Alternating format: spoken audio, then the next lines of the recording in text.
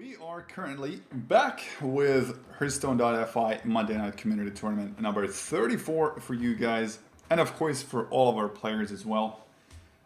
I am joined today by Ville One Must Fall Tuomisto, who is casting with me. We will have Hoej from Denmark face off versus Dizdemon, playing for team BeGenius ESC from France. So the second team player we can see today facing off against a player who currently has no team, but of course many of you viewers know Hoej from his previous exploits and a very high ladder ranking currently as well. Are either one of these players familiar to you? Well, I have seen, I think, one game on Hoej.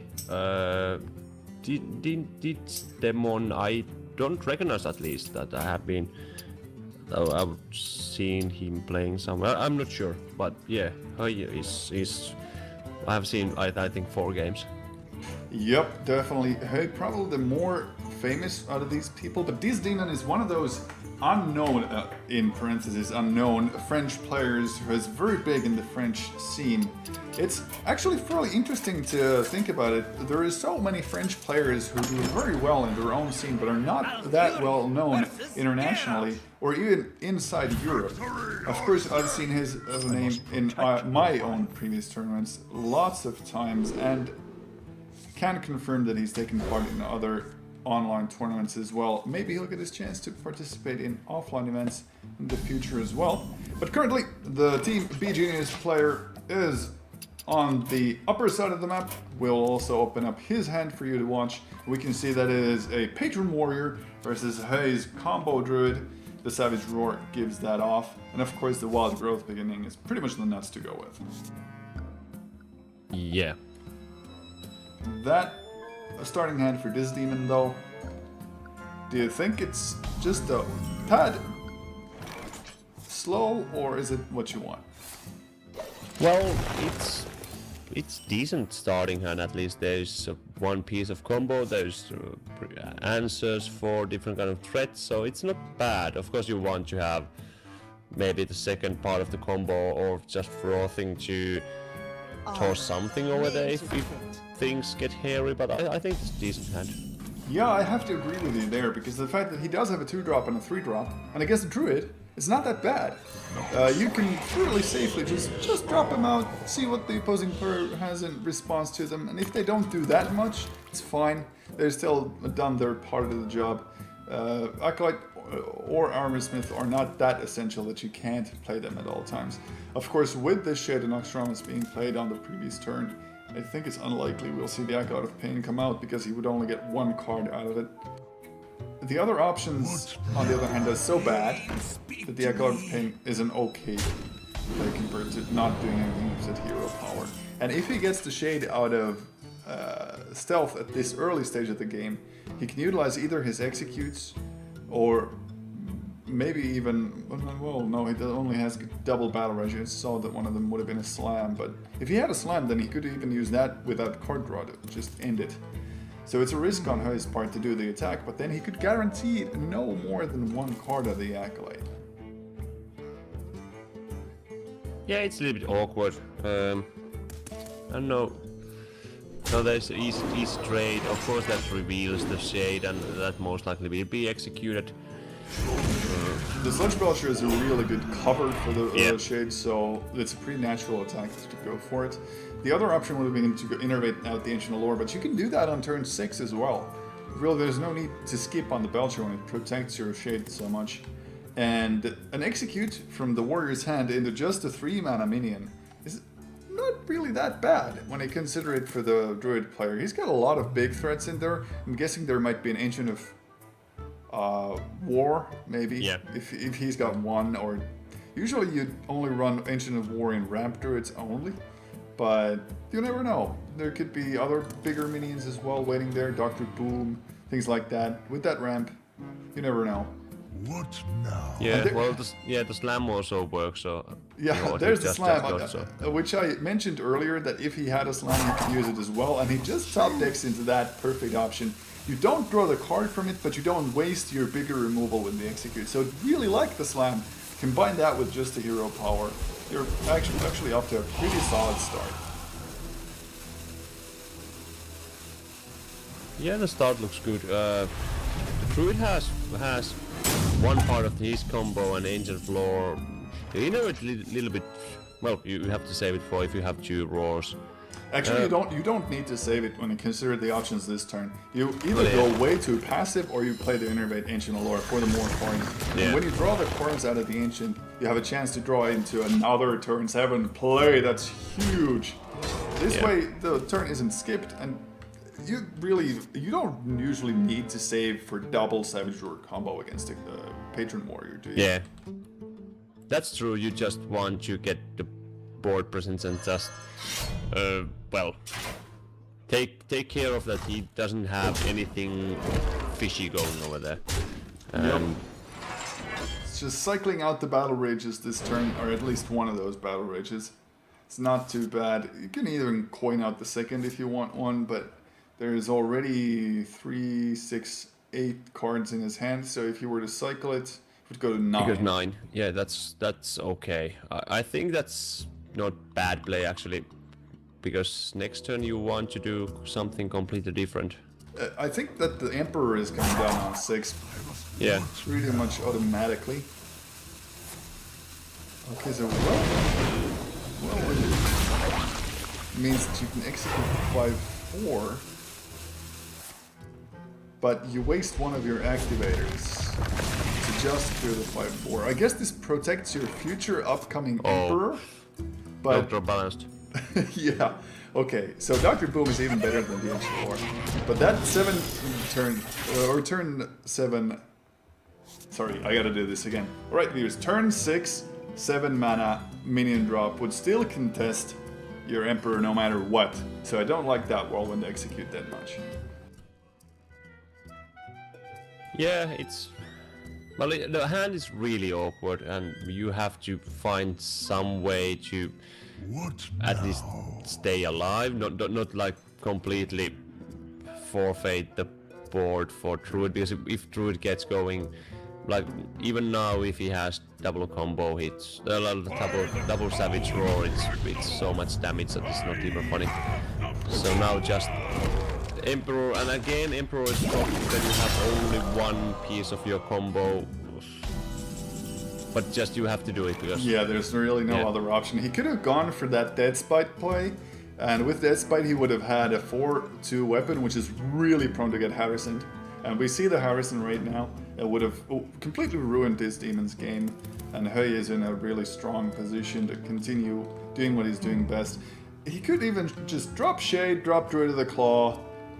Does he have... No, he doesn't have lethal with the charge. And this 4, 5, 6, 13... 13 plus 10, 23, 4 damage off lethal with the Druid of the Claw charge. I think just attack Dr. Boom, kill Harrison, go 2 bots face and just put that Druid of Claw and put that Shade over there. I think it's safe to play. Yeah, I think the shade can even be skipped due to the fact that... Oh wow, Savage Roar being used already. He's just going to use those bombs to clear out the Emperor. Yep. Yeah. Bad luck on the oranging on that one black, but still. So this plays around Brawl. Brawl is the thing that I was going to mention if he had gone for the all-in on the board option, so to speak. Yeah, but I haven't seen Brawl in Warrior decks in, I don't know, at least 3 weeks. Like it has totally dropped in. It has shifted out. Yeah. It has shifted out, but it doesn't mean that you won't see it in a tournament environment. Because Brawl is one of those cards that can overturn a lost game into a won game. So I kind of understand why he is playing around it. But either way, he has 4/6 taunt, so that says no for any kind of Patriot play. Maybe he was fearing that there will be some really nuts turn with maybe Whirlwind, and then going for some Frothing Patron combo. They've also been a real threat. At turn 7, you've already seen Emperor being activated once, so it's also an option that those combo pieces are really, really cheap, and then you don't want your 1/1 boombots on the board. Nowhere near it. You're absolutely correct on that analysis. Okay, so for 8 charge damage from the hand, I think it's just going to be Ancient Allure for draw. Yeah, he's actually have 12 12, damage. one off Yeah. with the swipe, yeah. He's still but- gonna use it. Yeah. Just Shade, Hero Power, clear that to 1 minion. You're in no rush. When you're Druid and you're this far ahead on board against a Patron Warrior with a 4-6 taunt, you're pretty safe. You're really safe in this position. Like you can hold down. You have second taunt, even if there is some kind of miracle round and he clears the board, basically almost like, but he can clear Shade. Yeah, so just keep your taunt up, just wear him down. Next turn you have lethal if nothing dies, so yeah. Yep, definitely. I don't see an out for Dizdemon. Even if he goes for the combo and he gets the inner rage, that's 5 plus 3. He would have to sacrifice both his patrons to the 4-6. If he had sacrificed both of them, then yeah, he could have survived one more turn, but then your winning condition is pretty much out the door. So there we Well, go. actually he wouldn't because there was another charge dude, so yeah. But in theory he could. Why couldn't he do that? Because if he kills that 4-6, there's still Shade, and then Hoej will just play that Charger 4-4 and then Hero Power down, because he wouldn't have a chance to go true. for armor. True, the armor up wouldn't have been possible. Miscounted that mana crystal amount once again. Well, no matter, we'll get to the second match in just a moment. He still has his Hunter and his Warrior left. So, against Dizdemon's Druid, Warlock, Warrior lineup, which one would you like to see more, the Hunter or the Warrior?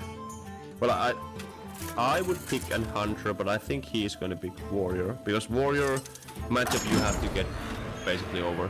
Oh, he goes for a Hunter. Cool. Ah, we agree with Hoej's pick. Yeah, yeah. I think this is a more quote-unquote easy matchup for Hunter. This seems Face Hunter. Okay, it's not easy anymore. Yep, it's Face Hunter. No. It's No. definitely Face Hunter with Lothab actually, which is very interesting.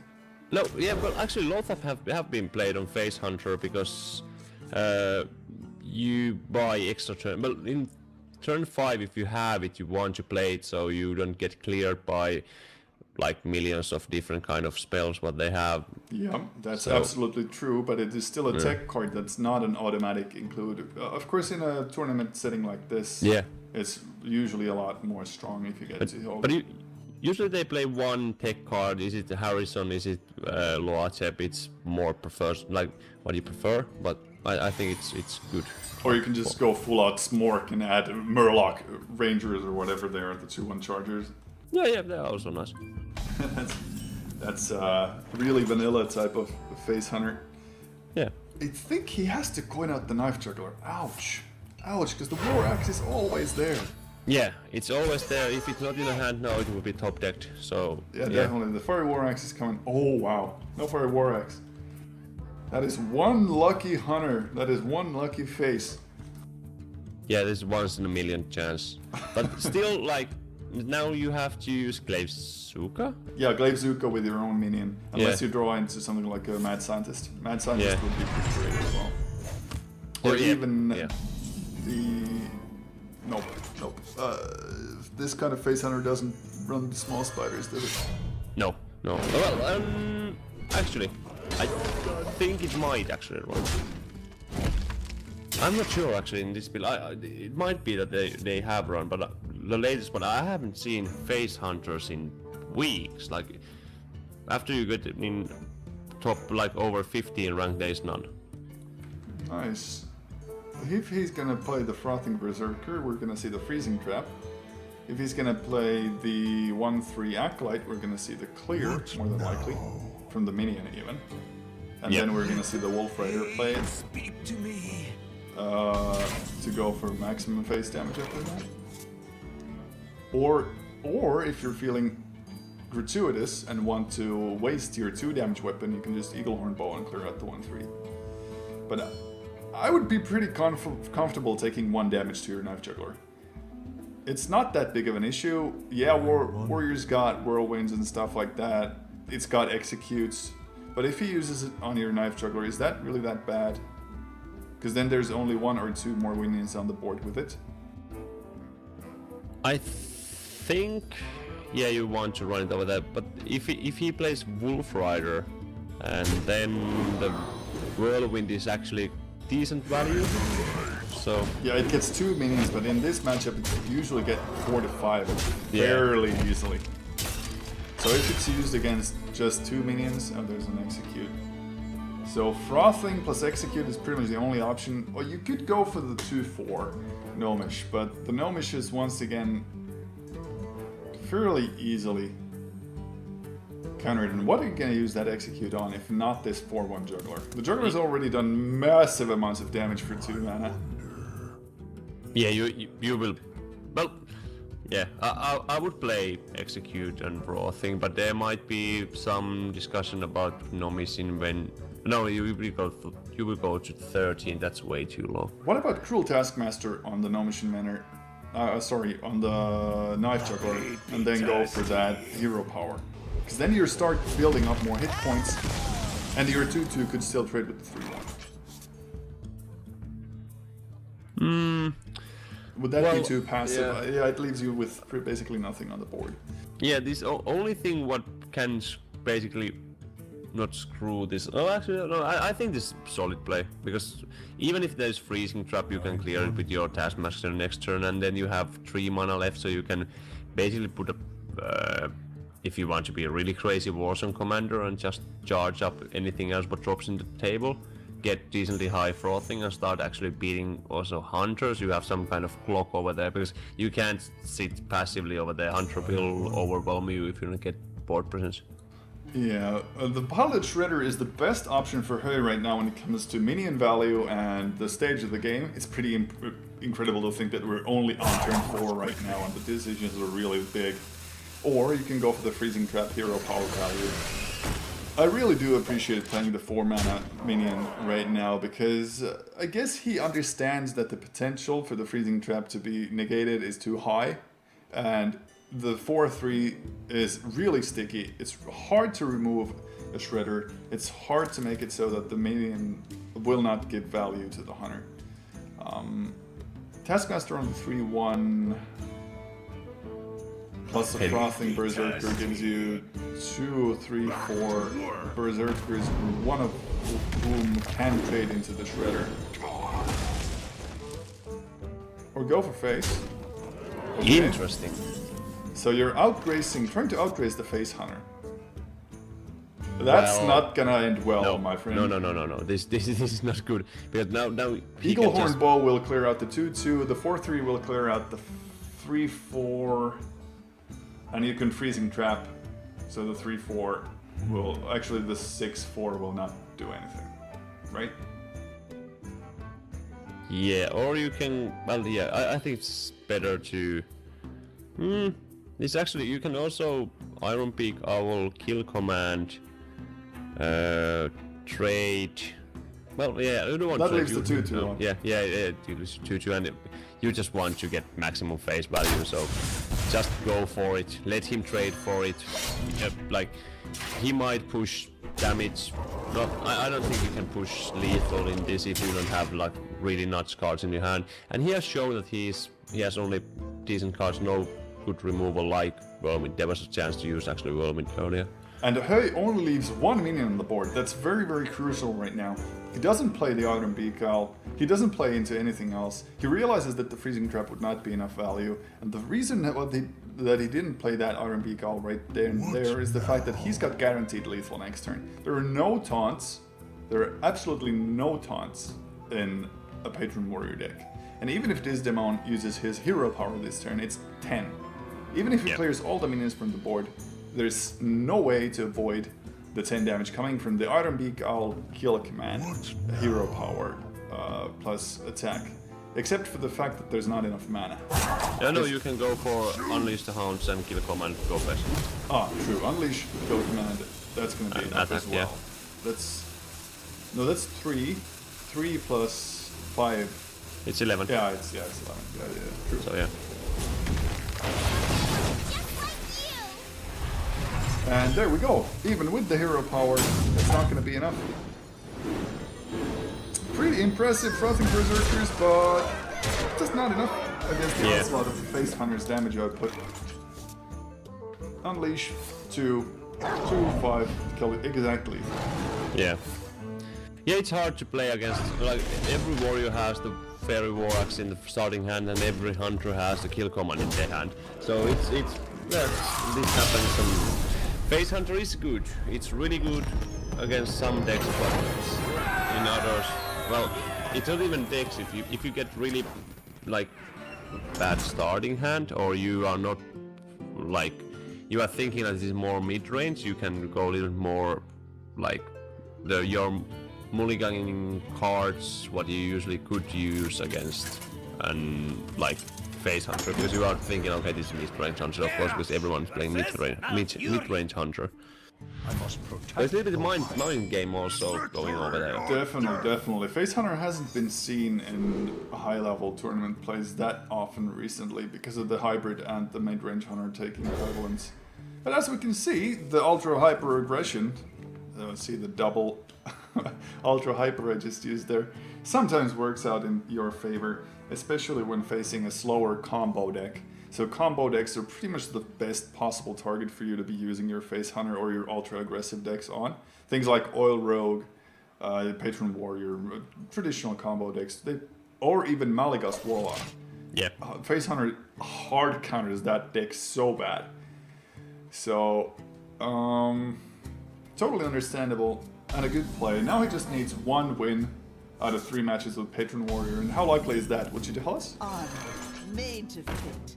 Well, in these kind of matches where there's Druid, Warlock, Warrior will be mirror match, so it's a coin flip against Warlock. I don't know which kind of Warlock Dizdemon is. If it's a handlock, it's hard. difficult, but if it's a traditional Zoo lock, it's pretty easy. If it's the Demon Zoo Warlock, it's luck of the draw. Yeah, so I think actually this is the best matchup against... Definitely. This is the worst possible deck out of those 3 to take against the Patron Warrior. Yeah, and I think again there is, like, you pick up your worst deck against his last deck and test out. If it doesn't work, you lose it and that's it. But if you win, you still have a chance, and then you actually have quite decent chance, because then you can play your second best deck and just keep going. So I think this is a good idea, good strategy. Would you drop the Unstable Ghoul here? I would not. Why not? Because he doesn't have a Whirlwind in his hand. And if he gets Horizon, he can basically use it as a 1-mana Whirlwind to run it in something what is on the board, if there's something on the board when he wants to go Grim Patron. But, yeah. I guess the thinking here is the Unstable Ghoul plus the Armor Smith are a pretty okay combo by themselves. And they do establish 2 damage on the board versus just 1. And now if there is something like, said Keeper of the Grove, it won't completely ruin your game by silencing the Armor Smith. You'll still have something to put on the board against it. Yeah. Of course, the Pilot Shredder is not as easy to handle. But I completely understand your viewpoint here, and I personally would have probably made the same play as Hoej, but would have seriously had to have thought about it. Because what's the advantage of having 1 more damage early on in this matchup? It's not that great. And you're missing all the activators for the Grim Patron, like you said. You just have to rely on the draws from your deck right now, because if you want to see the Whirlwind effects, if you want to see Death's Bite, stuff like that, then definitely, yeah, you can go for the play. If you want to go for the safer route, you'll just stick with the Unstable Ghoul in your hand and go for the hero power. But instead of me rambling on, let's focus back into the match. You could go for the Inner Rage play on either one of these minions and clear out the Shredder. Yeah, you don't want to... Well, I don't think you want to trade yet. You would preferably want to have 1 Grim Patron action on the table also before you trade it in. So... But that's not really an option right now, because of the fact that you're down at 4 mana. The only other thing you could play is a Warsong Commander, and you never pre-play a Warsong Commander. No. Yeah, you can iterate your armor smith and trade it in and hope he doesn't get 3-2 or 2-2, or just go face because you can, I think, and then just armor up.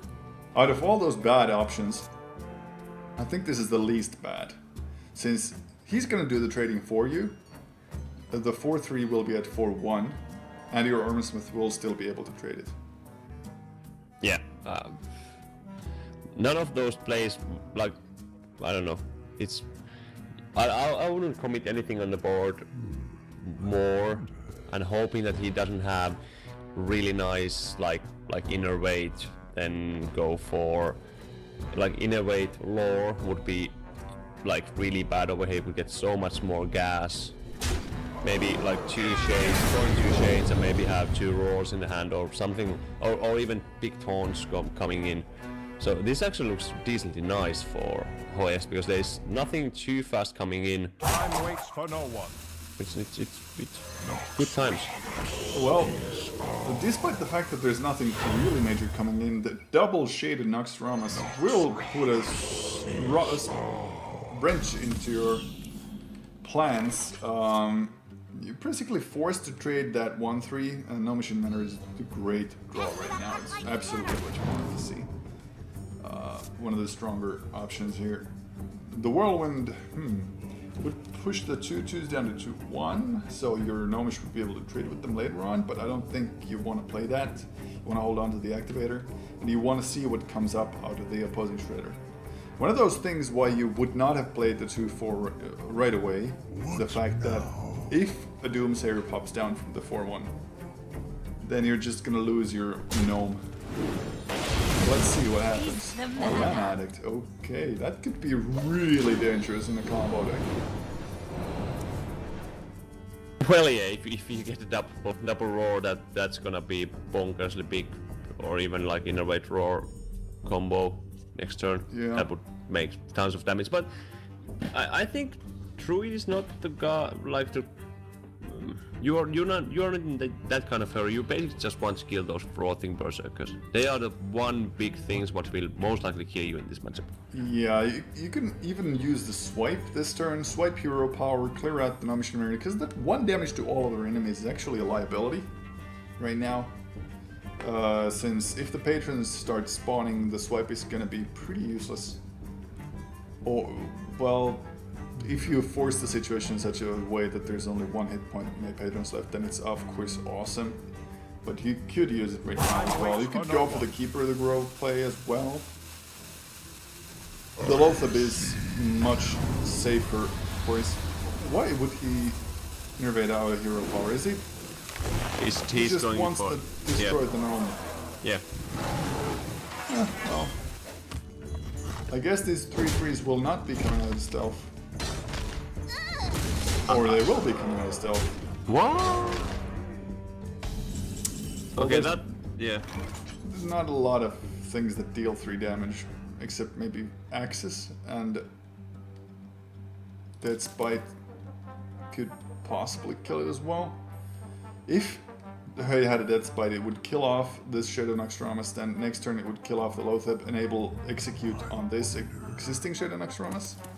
So this is not playing around the weapon. Yeah, I think he just read that there isn't any weapons. So, because that mana addict did stay alive, and Ah, true, and So, that is it- Shredder yeah. wasn't traded off with the weapon Yeah. when he had the chance. Yeah. So he's relying on the fact that there will be no top decks weaponry. The Whirlwinds executes are useless. Warsun Commander, Frothing Berserker, in theory could be played, but that would just completely destroy your combo, so no. You're sacrificing one of your Frothings to the altar just so you can slow down the Druid a little bit. Dizdemon gets his Dr. Boo, so it's looking a lot like the Druid will be able to take this matchup. yeah, it's really hard to come back in this kind of deposit. I don't know.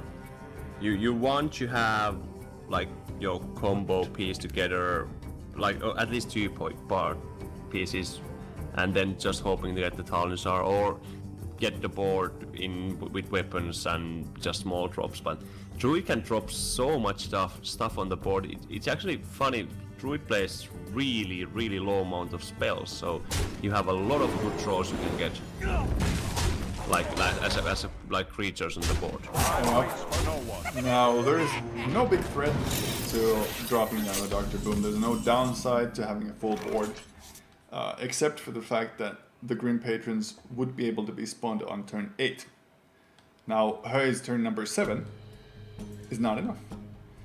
If he gets unlucky with the boom bots as well, this whirlwind on this turn might just kill the Grim Patrons off from the board. But I think that that's his only chance of doing anything right now. That's Green Patron, whirlwind, execute the 4-2, or actually execute the 7-7 of course, and hope that those bombs do little damage into your patrons, so your patrons will spawn more patrons and the opposing player will only have 14 damage left on the board. Yeah. No, it's 15. It's 2 5s plus 15 damage left on the board. Yeah, in a rage to make sure that there are more targets to multiply with the whirlwind and more targets for those bombs as well. Okay, if this works out. No, one of those patrons is dead. Oh, and one to the face. So yeah. So 5 damage to the face, swipe plus hero power. That's it. Yeah. You could even go for the drawn Druid of the Claw. That's it. Dizdemon, the comeback is a possibility. It's not quite real yet, but it's there. We might see it. Gets the win with his Druid. Warlock and Warrior left. Which one would you pick? Easy pick. Like if it, I think Warlock is so easy on this, so you want to just put your Warrior out and see what happens. So go for the mirror. Yeah, I think it's the best way to do it now. Okay, whatever the players have picked, they've picked it very fast. Let's see if he goes for the mirror for the... Yep. You're spot on today. I don't think any one of your predictions has gone wrong. Well, the one basically was, because I said I would go for Hunter, but I think he will go for Wood. So there's one... You should trust yourself, man. Your instincts were right. Yeah. You gotta go with your gut. Go with your gut. Oh, he puts that frothing away, like that Dizdemon did say, like put the frothing away. I just want to get that patron, and hopefully don't have to put it first on the table, because I feel like every time you drop your Patreon first, you lose the game. Like if you don't get it really nicely set up, that you know that there's like one weapon has already gone for something like killing Emperor or something like this. If you get 3 or more patrons in your first play, then it's okay. Oh yeah. 2 is definitely too small. Yeah. If you get 3 spawned, it's pretty good. The mod just armor up.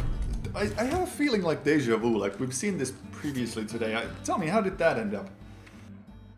Yeah, that did go really well. It was only like, what, 40 something armor? So yeah, it was decent matchup, so. Let's see if we get into the absurd numbers of armor today. It's actually the exact same start. The opposing player plays no mission banner, the second player plays the weapon and clears the no mission banner, then the upper player plays the axe of their own and goes for the face damage, and then the upper player wins. So let's see if he wants to win or if he wants to lose. If he plays this, that's my prediction. If he plays the Despite, he's gonna win. What do you mean unscientific and not based on anything? What? Yeah. See? That's What did I tell you? That's the play. That is the winning play right there. It's been proven earlier. It worked once, it'll work every time. Yeah, that must be the case. Exactly. Okay, so double whirlwind action to make sure you've got 4 patrons, and 4 patrons is safe. like Yeah. previously discussed. And now the weapon's death rattle from Dizdemon is actually a liability. Now, had Wampy had the same situation in the previous game, it would have of course been much better. But back then, he didn't have patrons. He didn't have any combo parts. It was just screwed all the way down from here to Los Angeles. And that's a Yeah. long way to get screwed, my friend. That's true. So there's 2 guys you have to kill without using your weapon. And in the hand you can see that there is Nothing. nothing to do it. It's Bupkis plus Nilch, I'd say. Maybe the Slam for the 3-2. Yeah, but that's Taskmaster for the 3-1. And pray to RNGesus that the second one bugs and doesn't spawn dudes. Yeah. Like Vampy said, like after the game, he just messaged me like, yeah, I messed up the first trade, and that's quite much because like why he lost the game. So there was small error. I agree with that. It was Yeah. definitely one of the bigger plays there. But this is again same kind of situation, except there is nothing you can do. You have to hope he doesn't have another whirlwind and maybe charge giver and well something else what he is having in his hand now. Hoej will drop the Emperor. Hoej will chugga his way to victory. Yeah. I don't think there's a reason to play the second whirlwind yet. No. Like the best player over here is the Emperor, but if there wouldn't be an Emperor, he could just play a charge giver, play one more whirlwind, just go face with what it would give you 9 more 15 damage. 9 more. Yeah. So that would be you would put him in 14, and that means that next turn if he can't deal with your board, you would just kill him. Okay, so the execute means 1 less spawn, but in order to use the execute, you would have to use it on the Green Patron, which has 1 health, and that would die anyway. So it's not very effective. Yeah. And it's so easy to kill like Emperor because you have 4 damage in your weapon and then Whirlwind and oops. Hoej has got lethal on the board right now, but I'm Yeah. suspecting that those guys will not stay alive. Okay, so he's going for the Patron. Yeah. He gets equal amount of patrons in this play on the paper. He can execute 1 and he can Yeah, the yeah. Thaurissan Oh, has yeah. to go. The Thaurissan Yeah, absolutely must go. But this is the sad thing, like if there's anything to deal with your 3-2 and then he gets just 1, 2, 3 like he's injured 1 over there, there still will be 1 patron over there. And he can just combo off and win the game over there. Warzone Commander Slam execute. His board is completely empty. You're left with metric ton of patrons. Yeah. The 3-1 goes for the 3-3. Yeah. There we go. Execute. Hero power. You could even go for the Unstable Ghoul for that. No Mission Manor. First go for the No Mission Manor.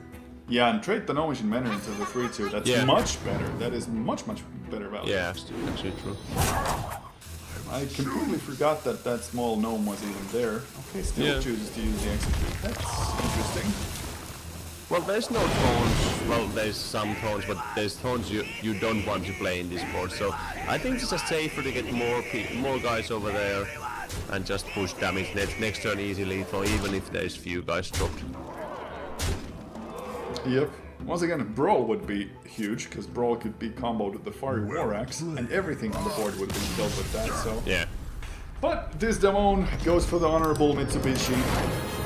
And this means Hoej goes to the grand final. Our Danish superstar will be facing off against a fairly unknown Raisin. Don't go anywhere, guys. Or maybe go grab yourself a bite to eat, some water. Whatever, you can stay awake with us, witness the finals. We will be right back with more Hearthstone action.